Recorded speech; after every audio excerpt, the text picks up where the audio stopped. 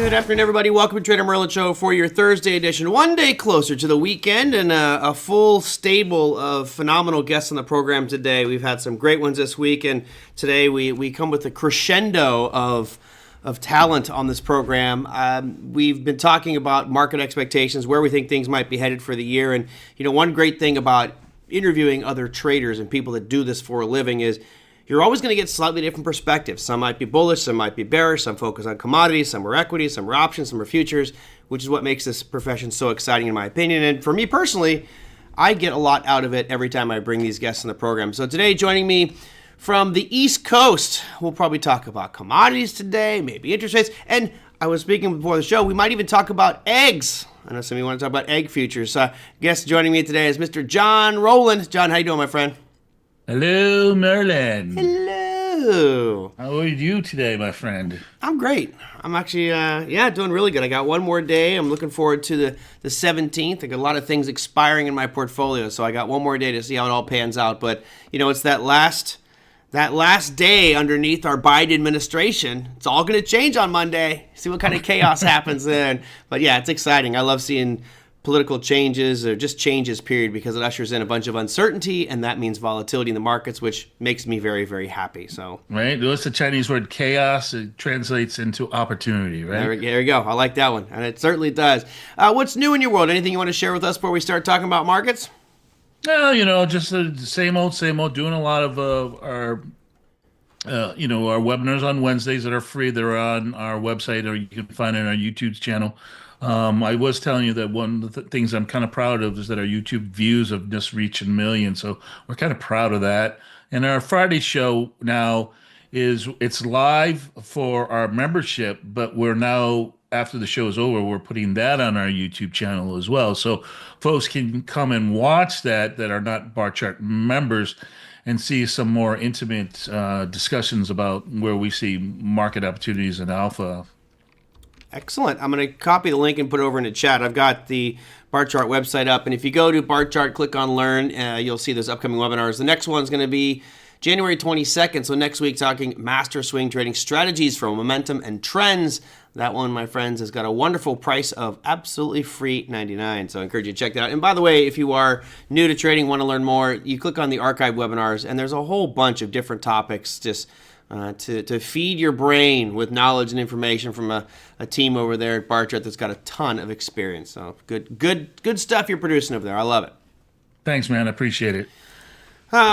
Let's see. Let's talk about. I had a thought right before we're going to cut to a break, but I'll keep going. Actually, there are no breaks on this program. Let's start off by talking about viewpoints for the year. Obviously, we have a major change politically. We've got structural changes coming in with regards to the House of Representatives, the Senate, SEC chairmen, Secretary of the Treasury. I mean, it's just attorney generals. It's across the board chaos. What sort of things do you see, I guess, happening in the overall financial ecosystem based off these changes? Or anything that you're really looking forward to, or any patterns you might see? Well, I do agree with you that the new administration changes are going to upset a lot of different aspects of the market or segments of the market. And I don't know how they're going to play out at this moment. But, you got to think about a lot of risks that I think are coming into this year, more so than I think in the last couple of years. And I must admit, last year I was a little bit more bearish in coming into that year. This year, I think I'm just more respectful of risk, see if the things play out. So I think we have fiscal risk, we have monetary risk, we have geopolitical risk.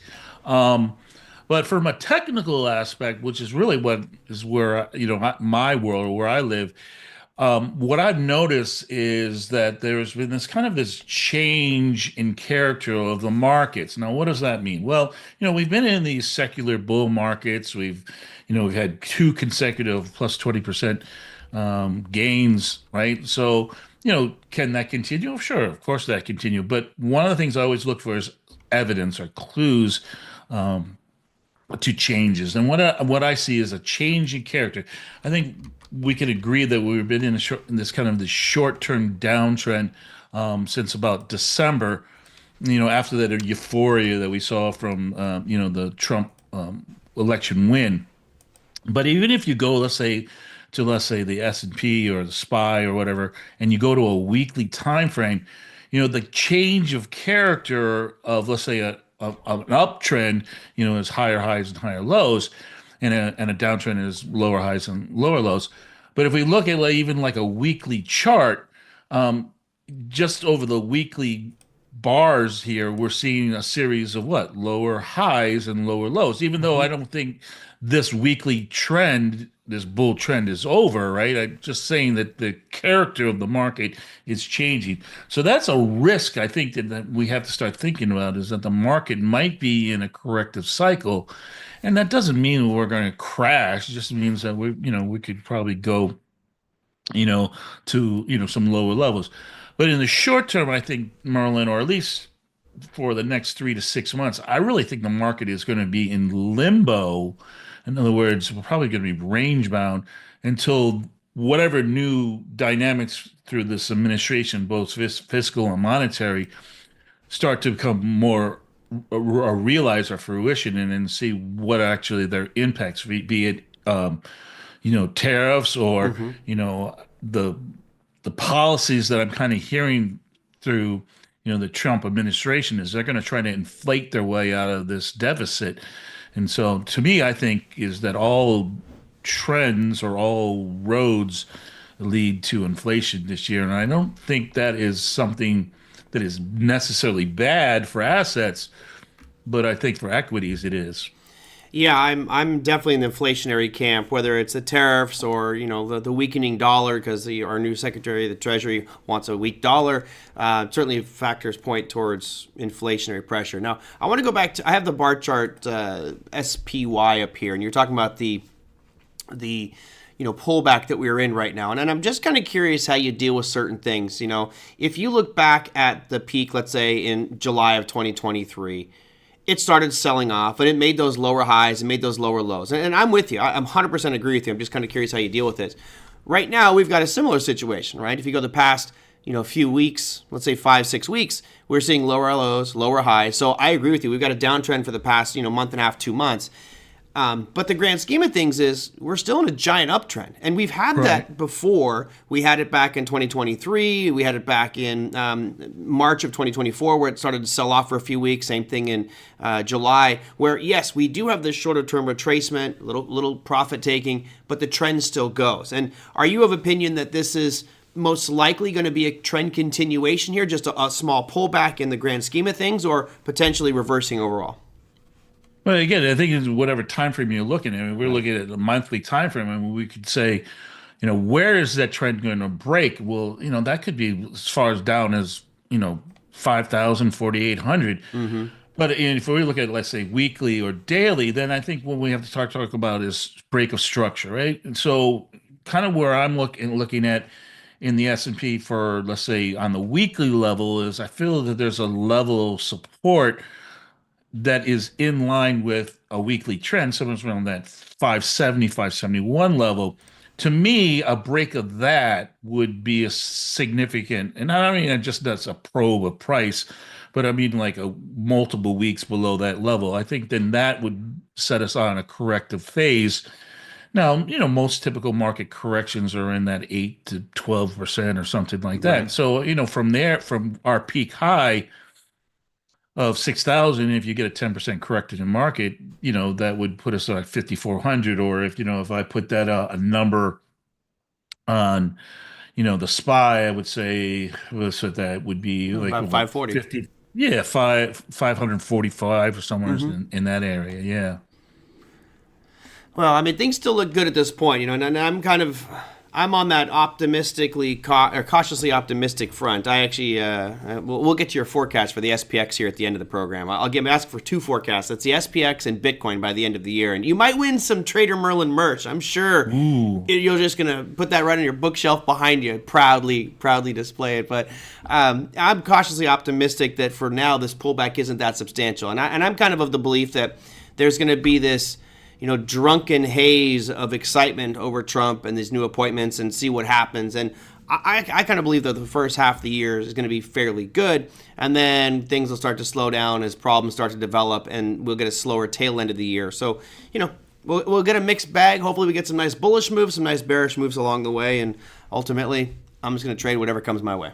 Well, it sounds like what both of us are saying basically the same thing. I think the opposite. I think the market is going to have a little uncertainty in the first half of the year, and then once the policies take place, then I think we'll finish out the longer side of the equation at the end of the year. But both of us, I think, are both saying is that there's going to be greater volatility this year, right? Yep. Either up or down. I mean, just look at the last 2 days. I think this is a microcosm of what we're going to see, for this year is that, you had one day you have bad data that gives us an all red day, and then you have the next day it gives us, good data that gives us an all green day. But if we look at the data over the 2 different days, one was inflation at the PPI level, and one is the inflation at the CPI level. I mean, we're both 2 data points that are about inflation, and they basically both said the same thing, but the market acted totally differently, right? So I think that's just, whatever wind is blowing on that particular day, so to speak. Yeah.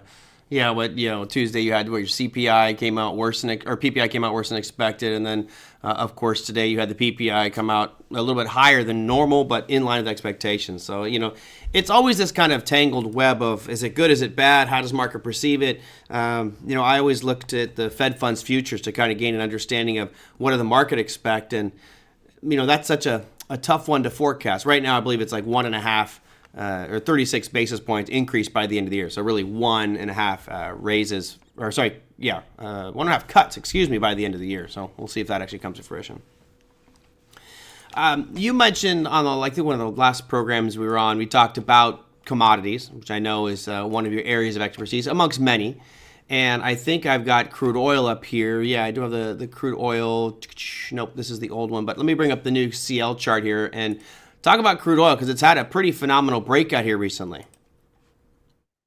Yeah, I mean, this, every time I come out and talk about crude oil, I always talk about how when we look at crude oil prices, it's about a balance between supply and demand. I mean, I know that sounds very obvious, but, the crude oil market is very quick to react to put the market back into balance. So, this last run here, we kind of this uptrend that we've had, has really, I think, broken what I would say has been a downtrend that's probably could go back to, let's say, maybe October of 23.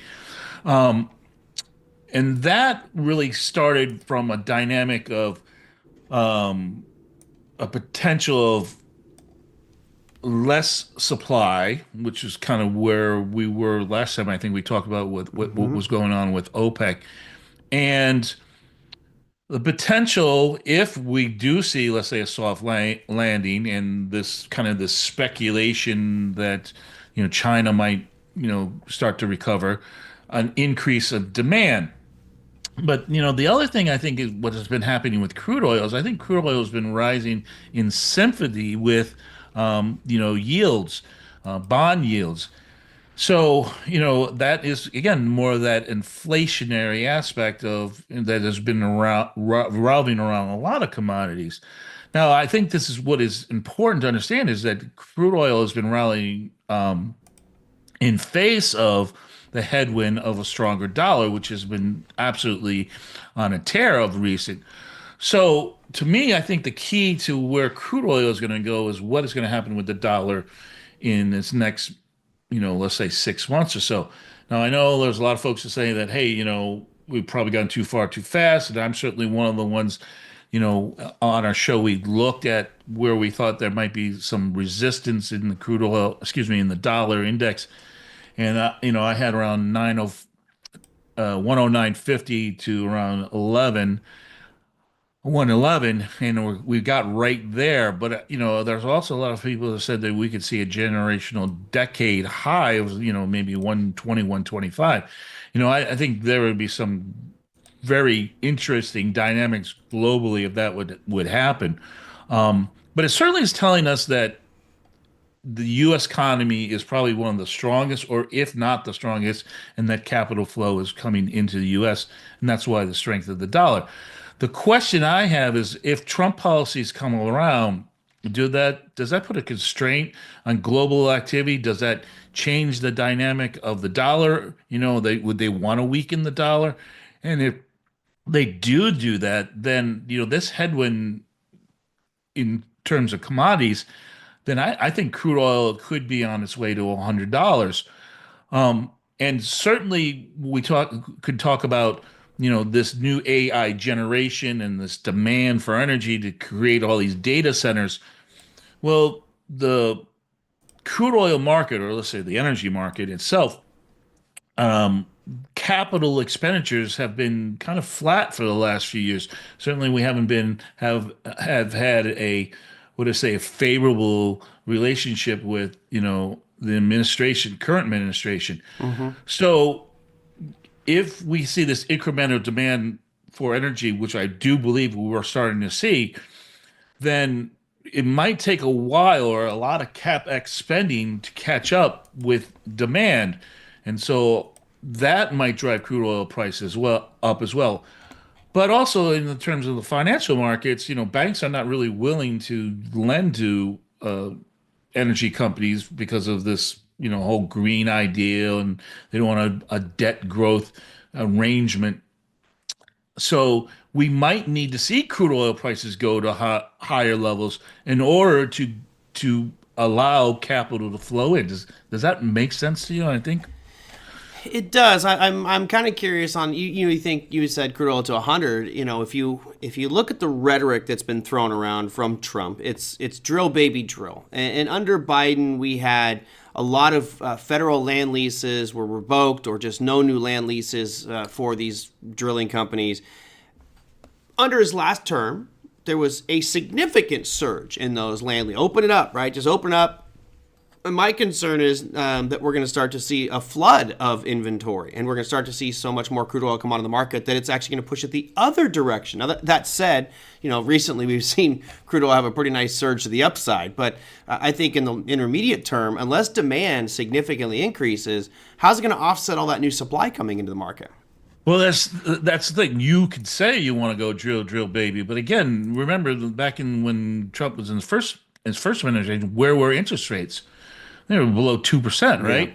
So the cost of capital is a lot cheaper. Well, now interest rates are, approaching 5%. The cost of capital to drill, right, is a lot more expensive. So you have to quantify that by a higher price for crude oil. So you might say drill, but I think the business model of like some of these large majors, Chevron and ConocoPhillips and ExxonMobil, is that they're just maintaining enough production to feed the market as is, and really their business model now is to increase shareholder wealth by doing dividends and share buybacks. And so, in order to get that capital to flow back into the oil patch, you really need to see higher prices.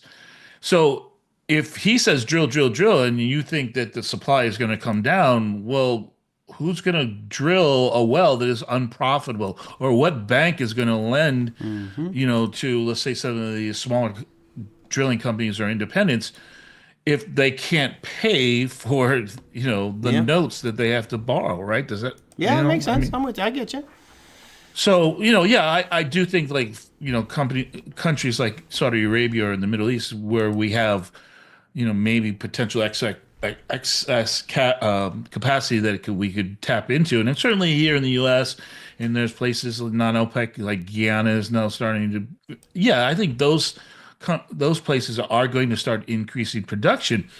But again, the demand, we look at demand for energy over the next, let's say, 3 to 10 years, just based on, EVs and AI, we're talking about, 5 to 8% increase in demand. Well, I know that doesn't seem like a large percentage, but that is a huge percentage in terms of increase of production just to meet that demand.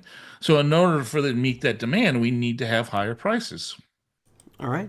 I'm with you. I like the logic, and I think it all boils down to having a plan in place. So if you believe that it's going to be rallying up, play it that way. And as soon as it starts to crash, because whatever factors I think, I'll play it to the Well, short side. yeah, I think Merlin in the short run here. I think the market is a little bit overbought. I think there's a lot of speculation. Again, I'm looking at this from a longer timeline horizon. Let's say 3 to 5 years, or maybe even a little bit longer.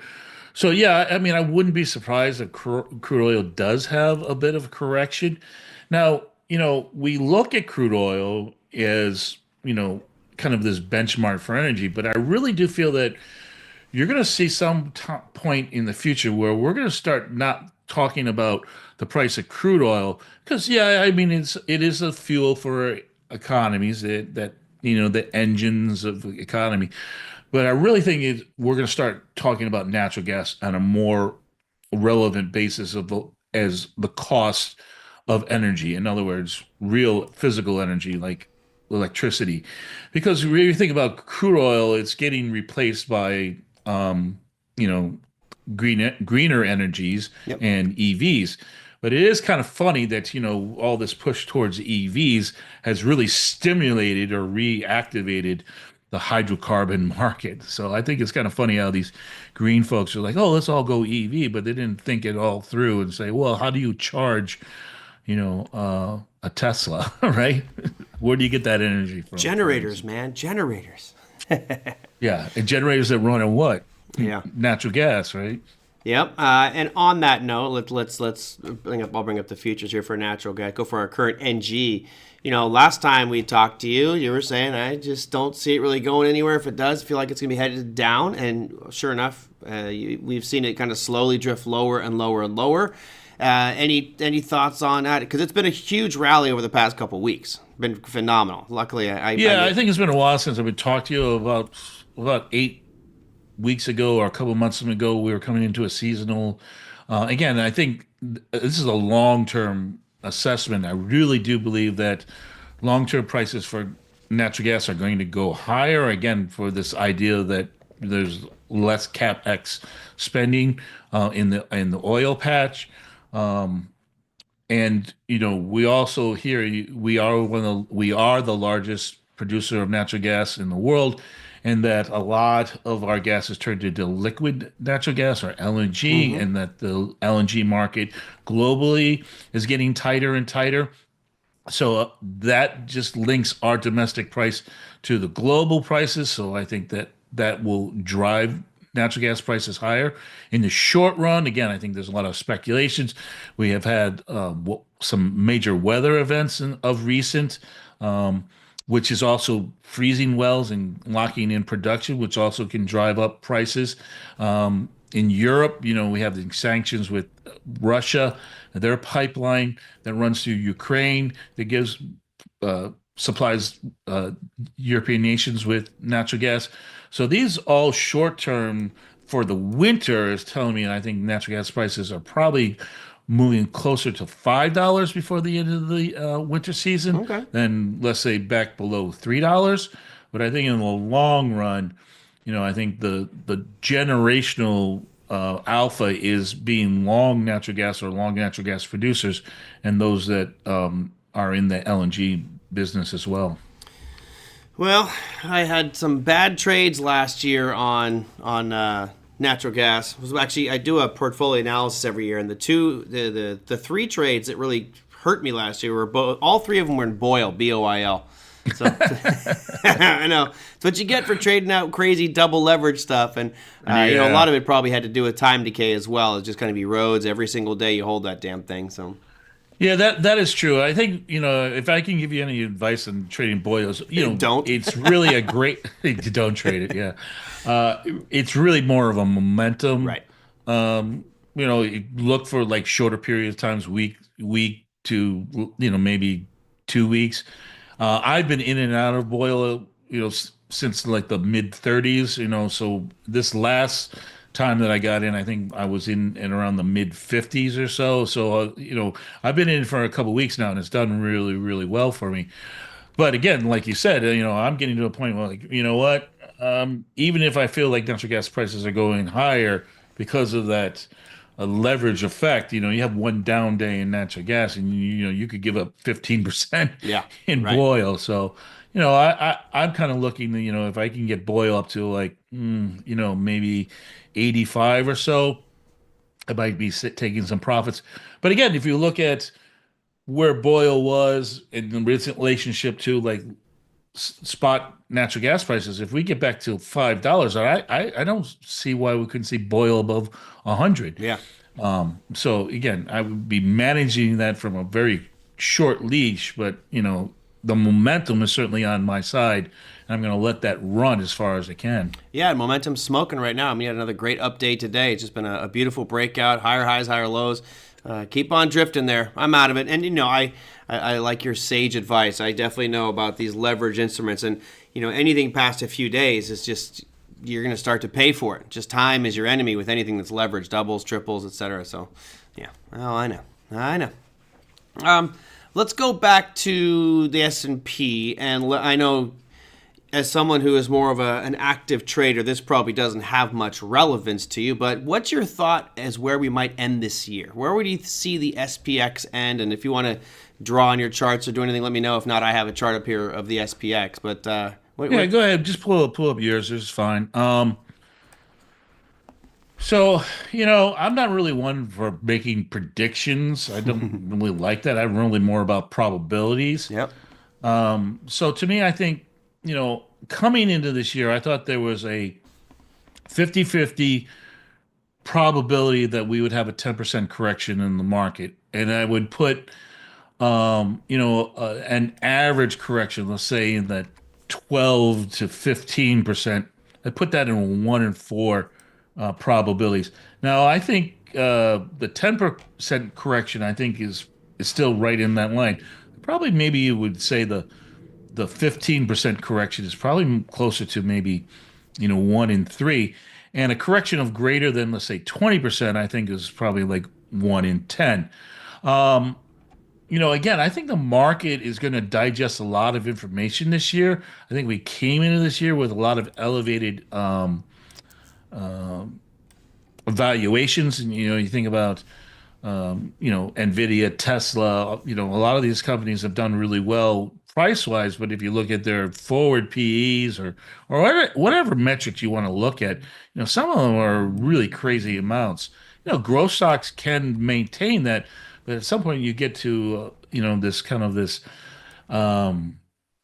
large numbers in order to maintain those returns. You're going to have huge, greater returns.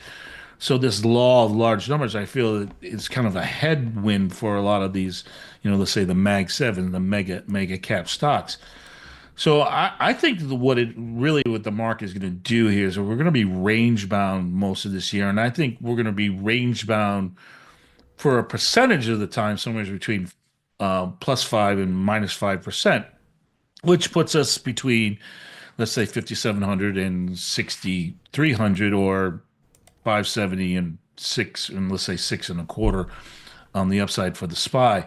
So I think that we're going to be range bound, and then I think by the end of the year, I would say that we'll probably settle somewhere right in the middle of it. So my number for the S&P this year would be 60.50. 60.50. You're the only one that has that price, so I'm going to put 6050 on there. We've got close. We got Steve Wolf at 6109. We got Robert at 6018. And we'll put John Rowland on there. All right, so that'd be a gain of 2.86% for the year, rounding it out there for the S&P. And, look, I agree with you. I do think there's going to be a ton of volatility. I think we're going to see ups, downs, and wild, exciting moves. I actually thought that this year was going to be really volatile going into the election. Now I think it's going to be even more volatile this year because of the results of the election. And, markets don't like change. We all know that. And here, if you look at the list of significant political offices, they're all changing. Like almost everything is changing. I mean, today I was trying to watch some of the swearing-in ceremonies and all the testimony by different people. It's chaotic, and how do we know how any one of them is going to handle things by themselves? And then how do we know if they're going to work together with all these other people making policies and changes and agendas? So it's going to be an exciting year for sure. And there's some slim margins in the House. All you need is one Republican senator that's in the pocket of some big pharma company, Right. where, they say, "Oh, I don't believe in that policy," or whatever. I mean, it just there's too to me. I just think there's too many unknown variables to make more of a clear prediction where whatever. And I'm not being bearish here, or I'm even saying that even a sideways market. I still think there's pockets of opportunity. Certainly, I made a case for the energy market.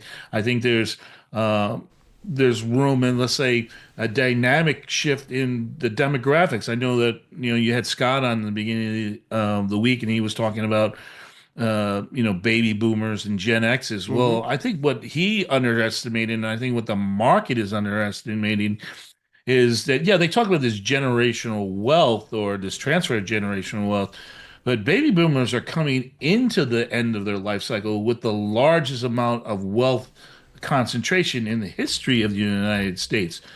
And these folks are very willing to start spending their money. And so I think, as their life cycle has gone, they've driven, consumer price behaviors or consumer demands. Sure. And so I really do believe that there are opportunities in this demographic. No, I'm not talking about just like, I think the market has done a really good job in pricing, let's say, like, surgical devices, like replacement knees, like the Boston Specifics or Stryker, knees and shoulder implants or stents and stuff. I'm talking about like, folks that are, want to have a quality of life in their own home. So are the services that are going to allow them to do that, those. There's a lot of those Right. companies. Care services, residential homes, things. Right, exactly. But even like, end of life, right? I did a show a couple weeks ago on these trends. There's a couple of small caps. There's only two of them, that are publicly traded that are in the arrangements of, how you go out of this world, right? And one of the companies, their year over year growth was like 50%. I mean, you're talking about some growth numbers that are very like tech companies, and where they're based: California, Texas, Tennessee, Florida. Yeah. Right? Where are all these seniors living, right? And so folks are this is what they call pre-needs, right? So this demographic, I think, is going to drive. Now, that's kind of the morbid side of it, but these folks also are, they're about enjoying their retirement, enjoying expenses. You look at stocks like cruises and airlines; have been just ripping. And again, we go back to the strength of the dollar, right? Well, that makes European vacations a lot cheaper, right? Right. So these folks are spending their money on these experiences, and we're seeing it. Look at a company like Booking.com. I think it's called Holdings, is the stock company. I don't remember the Booking symbol. Holdings, BKNG. Yeah. Look at their stock. I mean, it's just absolutely been ripping. And they do that VRBO and all that kind of stuff. These types of stocks are telling us that people are still spending money. Well, who is spending that money? Right? It's not the low income. It's not the middle income. They're being squeezed by inflation. It's this generational wealth of these baby boomers and X generators that are, getting into that life cycle where, hey, I've accumulated this wealth. It's time for me to start spending it. Let me bring up a kind of a tangential topic here. When you look at the market breadth of the S&P, you have a majority of the gains have been fueled by NVIDIA, Microsoft, Apple, Alphabet, Meta, Tesla. You have this handful, and I'll forget Amazon as well. So you got our Magnificent Seven in there. Does that, as someone who's gone through the CMT, all the historical numbers and what this should look like, does it concern you that out of, the S&P 500, I think that one of the things that Thomas posted on Twitter the other day was something like 80% of the stocks are below its 100-day moving average. It's like, whoa, that's concerning to me, to show that just a handful of companies are bringing the whole ththing up. Like if I was running the Iditarod and I had 10 dogs, but only 2 of them are really working, I'm kind of nervous that if those 2 drop, the whole thing's over.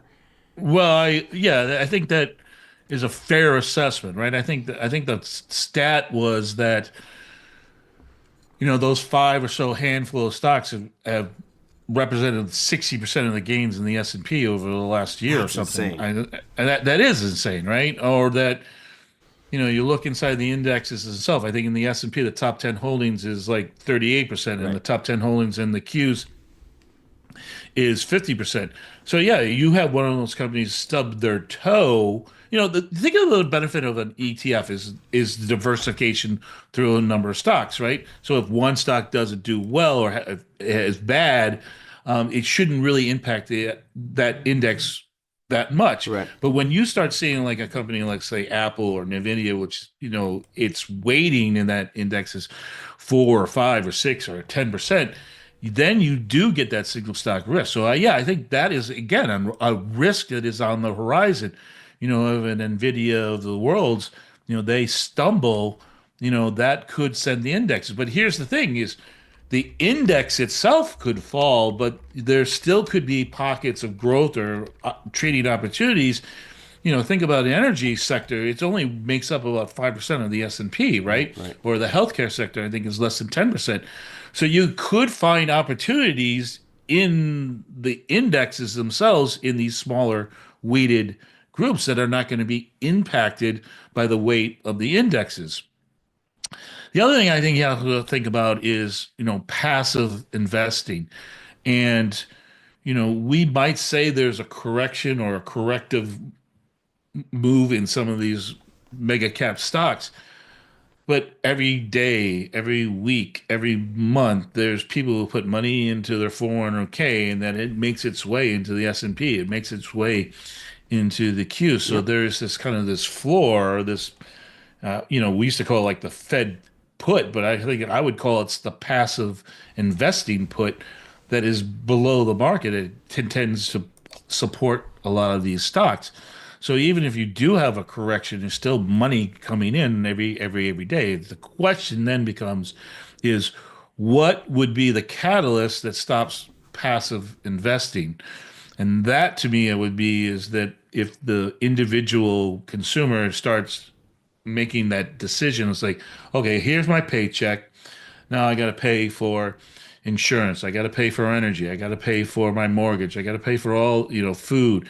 And if that piece of the puzzle gets bigger and bigger and bigger, then that crowds out passive investment, right? So Or unemployment, right? Unemployment could certainly. Unemployment, right? And we for have sure. seen that tick up, right? Unemployment has been slowly getting back up there. Nothing to be alarmed about, but you're right. If more people lose their jobs, that means most likely less contributions into 401k programs. Therefore, that monthly distribution and catalyst for this market could start to slow down.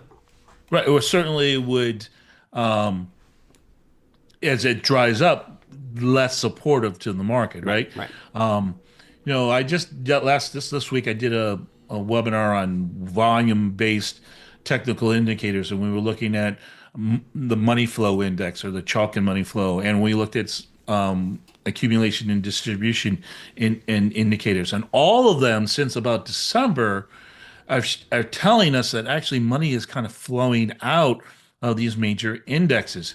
Now, where's that money going? I don't know. I know that if you look at money market funds, we've now just gone over another trillion mark, which, a lot of people say, oh, well, this is all this money that's sitting on the sidelines that is going to come into the market eventually. Well, my argument is, again, this generational shift or demographic shift. I'm 60 years old.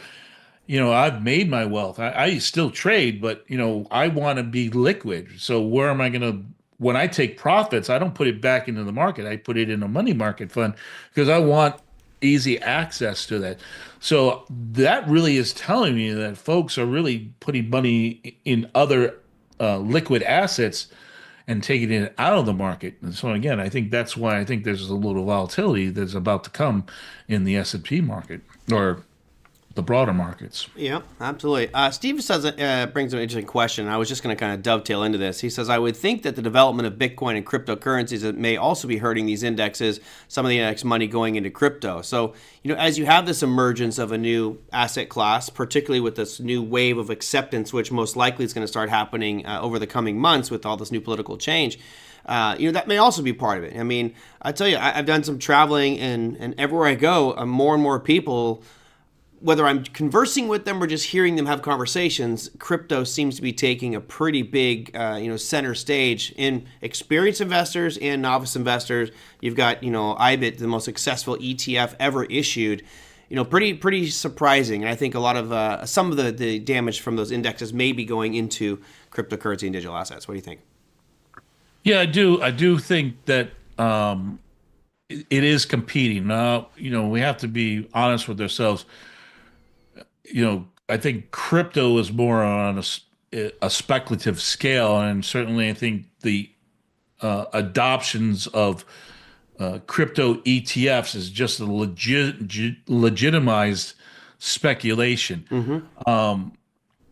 But yeah, I think, if you think about a diverse portfolio, I think you have to look at, you're kind of forced now to have crypto as part of your diversification. I think it's kind of even funnier if you think about it. If somebody who's just anti-crypto, well, and they say, well, I'm just going to buy the indexes. Well, if you buy you buy the Qs, right, the NASDAQ, well, Microstrategy is now part of the Qs. Right. You're literally buying crypto as part of your portfolio now. Albeit not much. It's not much of the NASDAQ. Right. But I think you're 1%. Thomas and I were laughing at it. Think about some of these long-term hedge funds managers or investment managers who are so anti-crypto, right? And, them literally the day when they rolled it into the index, the face that they must have made it, they must have held their nose and pushed that buy button, right? Yeah. I'm trying to find the MicroStrategy weighting here. I'm looking. I did. It's a 1/4. It's 0.42%. So yes, you are buying MicroStrategy, but this is not one of those ones you're like, oh boy, we're really exposed here. But it is kind of crazy that it is there. I mean, MicroStrategy, software company, but let's be serious here. It's not really a software company anymore. I mean, they've even positioned themselves as a Bitcoin holding. Bitcoin wallet, right? Yeah. Yeah. And, here's another interesting one, and this is, a little off topic, but, next week on Tuesday, MicroStrategy has a vote for their shareholders to increase from 330 million shares to 10.3 billion shares. What's your take on that? The head nod just tells me right away what you're thinking. What could possibly go wrong, John? Give me your thoughts. Come on, you can be candid. So his idea is that he wants to raise enough cash to just buy all the Bitcoins in the world, right? At least a lot of them. Get a big chunk of them, yeah. Right. So, again, market dynamics are very strange sometimes.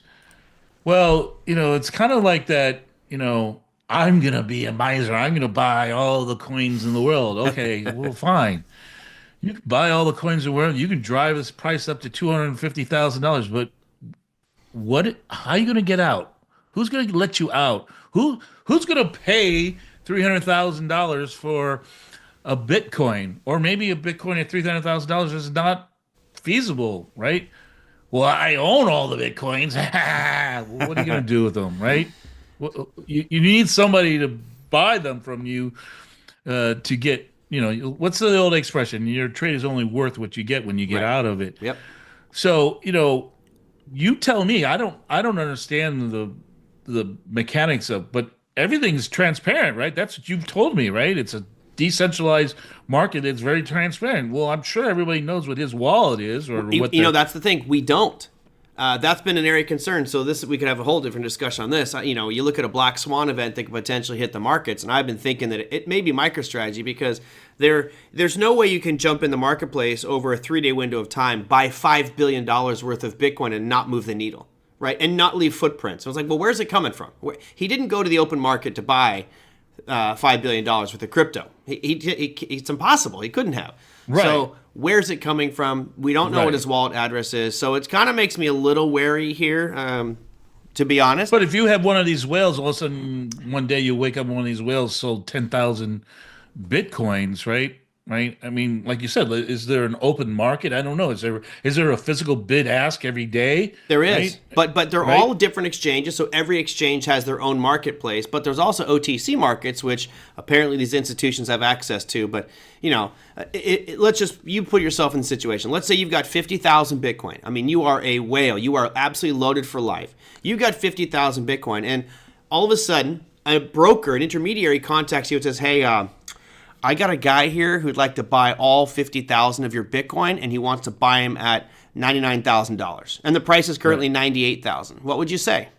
Yeah, of course. Yeah. See, you're different. I'd be like, hell no. Are you kidding me? You want to buy 50,000 of a very limited resource, and your only place you can get it is for me? I'm not selling it to you for 99. How about 115? How about 120? Because if you bought this on the open market, you're going way higher than that. So there's no way I would sell it. Not a chance. No way. But again, you're talking about the emotion of an individual trader. Well, you have a large corporation, or let's say the U.S. government, Correct. who doesn't care or have an emotion to an asset that they got for free. Well, there's also talk, right now Cynthia Lummis, who's the senator from Wyoming, and several other senators have a bill penned to do the strategic Bitcoin reserve.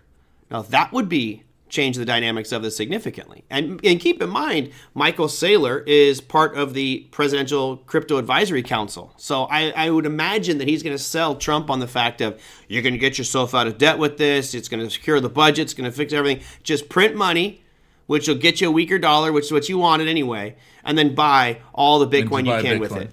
Yeah. I mean, again, who's gonna buy the Bitcoins from the U.S. government? And when the U.S. government goes to sell it, right? I mean, that would be just, to me, I think it would be a total shit show. But again, that's my. But it's like gold. Opinion. We're not selling our gold either. Yeah, but then also you could say, then could that be a new tool for the Fed, right? How you could drive Bitcoin prices down and to attract capital into Bitcoin, which would be a way to shrink liquidity in the market, right? You could use that as a tool, right? Yep. Absolutely. And the thing is, it opens up to, you're right, so much potential manipulation to go on here. I'll throw this one at you. It's just an oddball one, and then we'll get you your forecast and we'll wrap up. But I heard this conspiracy theory from some wacko online, but I had to think about it for a minute. He says, what'll happen is the U.S. government's going to buy all of as much Bitcoin as they can and have a massive Bitcoin holding. And then what they'll do is, these other countries will not have as much Bitcoin as the U.S. government does. Then what they'll do is they will sell at market all their gold, which will cause those other economies to collapse, and then the government will come in. I was like, man, now you're talking World War III type stuff, That's really big manipulation points. But I think the real discussion we should have, and I think you can kind of remember this when I came to you, I don't know, maybe like 5 years ago or 10 years ago, and you were telling me about Bitcoin and all this, cryptocurrency, and then I said to you, well, you're talking about the powers that be. You're talking about taking the power of money away from the powers that be. That wouldn't happen without some kind of revolutionary effect. And we was like, well, but we got to get away from fiat currencies, right? Right. So this whole idea of why Bitcoin has become adoption and why it's become so successful is because it's decentralized and it's away from fiat currencies. But meanwhile, you're all now rooting for Bitcoin prices to go up because you're in bed with the whore that you wanted to get away from, right? Well, I don't know if I would say the only thing is to get away from government. I mean, obviously the government's going to have some control over this, all right? The government can ultimately make the rules that say... Yeah, but you got ETFs, right? You got Blackstone, right? Whatever, State Street, Vanguard, right? Yep. The people you wanted to get away from are now the ones that are controlling the asset that you wanted to trade. As long as they push it up in value, I'm cool with it. Well, okay. I agree with you. I think, sure, adoption and all this stuff. And yeah, I think they're in it for the long run. They're going to push it higher. I don't know how high they're going to push it. But to me, when you get, BlackRock and the U.S. government, and Michael Saylor, you got these three players own, what is it?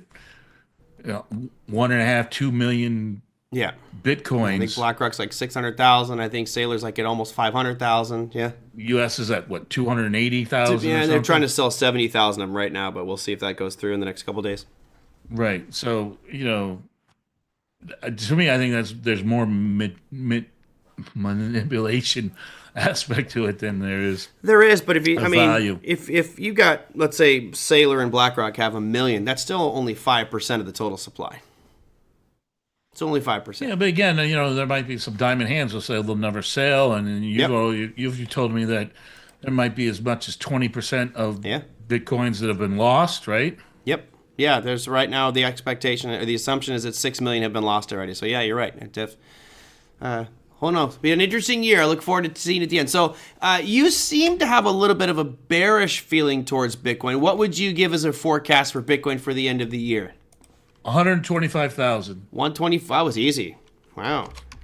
Yeah, it's funny, but the S&P had so much time and consideration. You were really like mulling it over and maybe this, maybe that.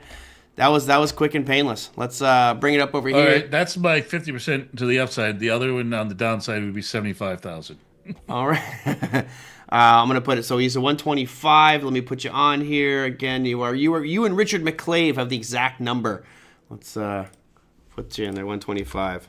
All right. All right, Well, then I'll go low. I'll say 122.52. 252. Okay. I'll All go right. low, Jim. There you go. All right, there. Typed in. All right, spelled your name wrong, but I'll fix that here shortly. All right.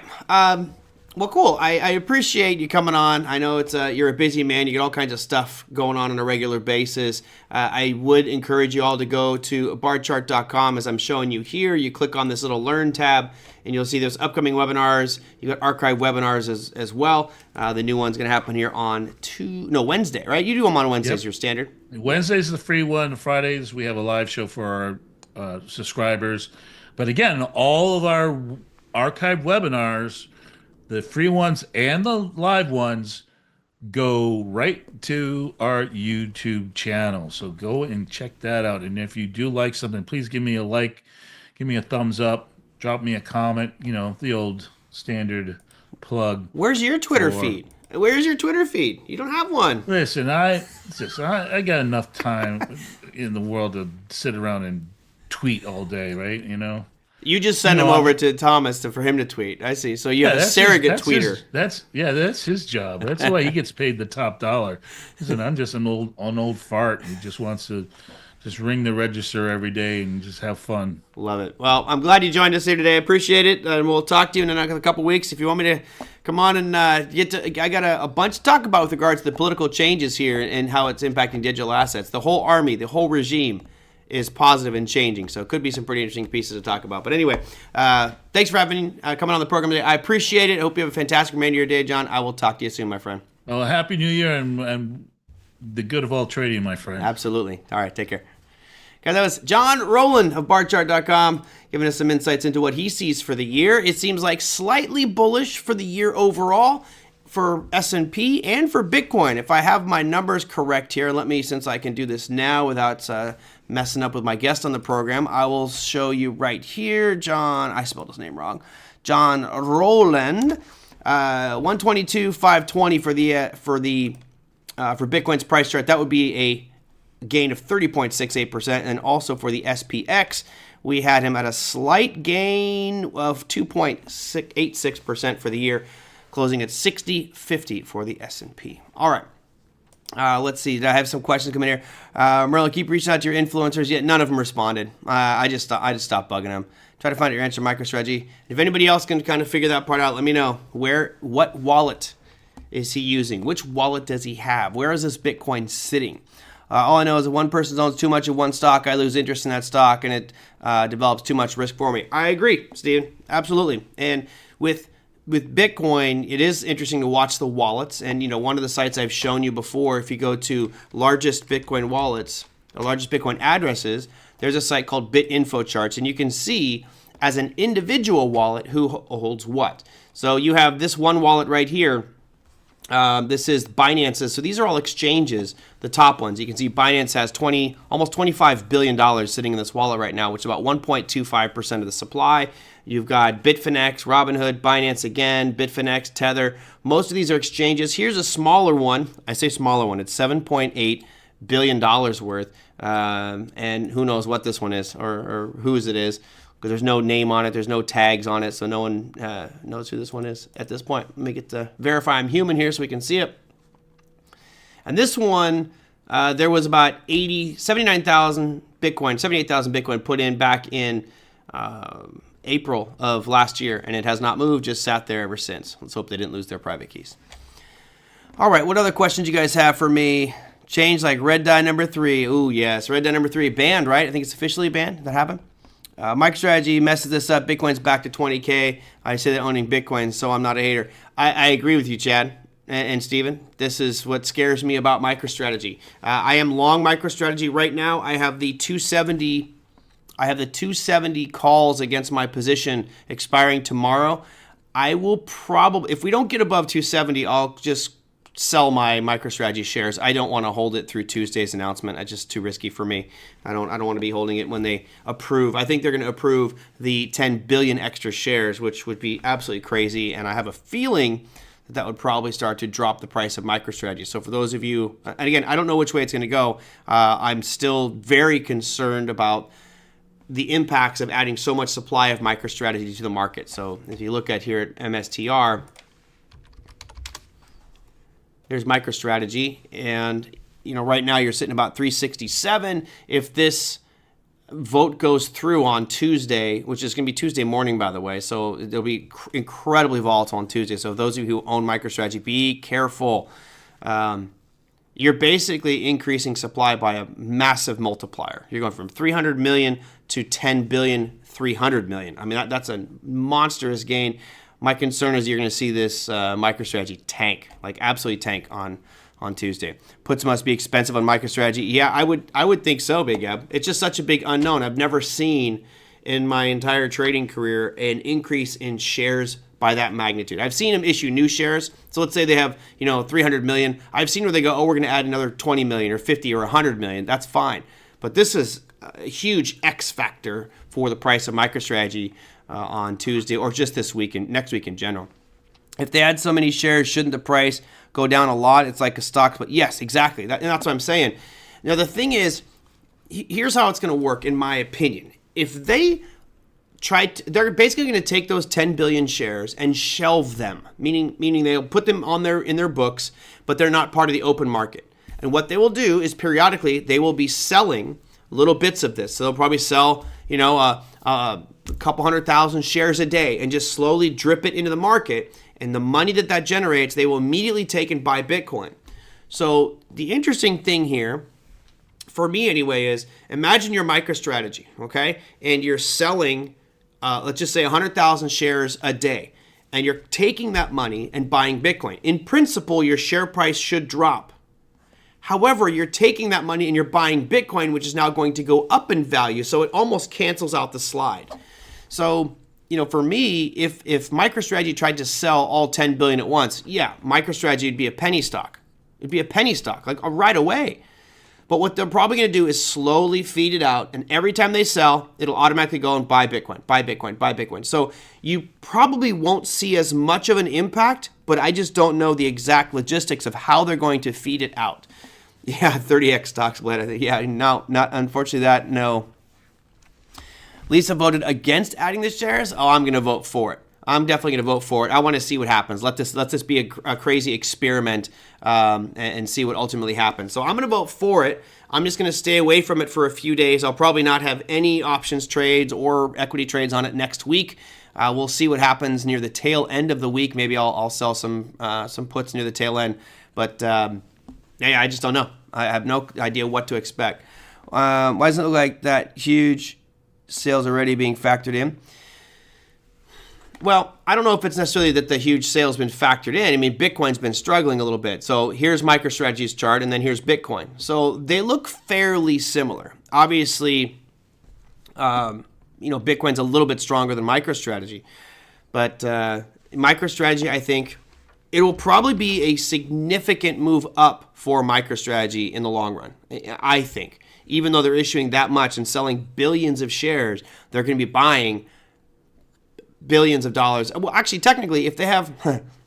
this will be the weird one, guys. If MicroStrategy jumps up and has 10 billion shares and price stays where it's at, it will be a $3.7 trillion company. Let that sink in. Let that sink in for a second. That's assuming that all of those shares come to market, right? It probably won't. My guess is it'll be scaled out and done over a period of time. But yeah, it's an interesting development that I've never seen happen before. So I'm going to vote for it, but I'm also going to tread lightly, be very, very careful next week. I don't want to get caught with that one. All right, I just realized it's already an hour show.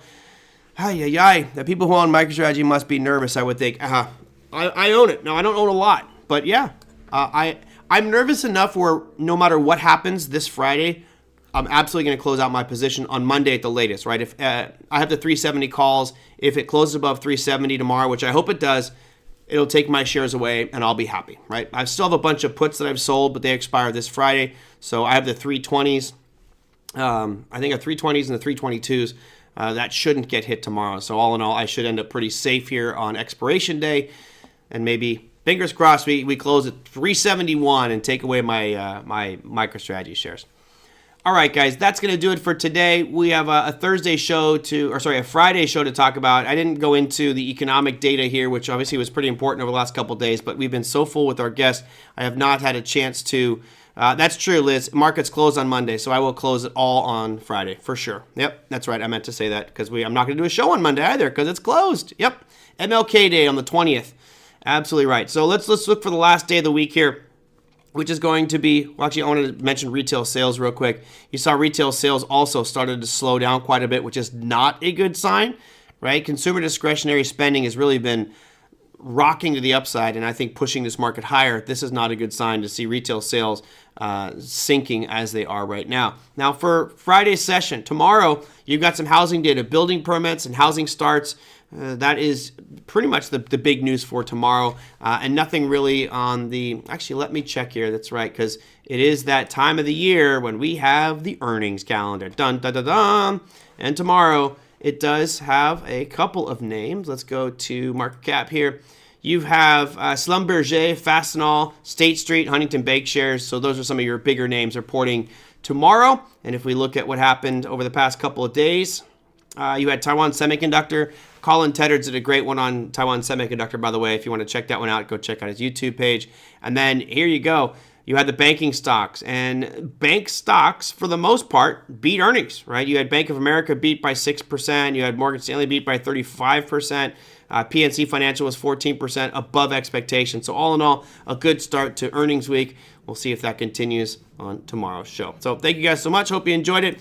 You can send me any questions and comments you might have at tradermerlin@gmail.com. Again, John Rowland was our guest. You can check him out at barchart.com to get any information there or take some of his free classes for you. That said, that's going to do it for me. I will see everybody tomorrow. Take care.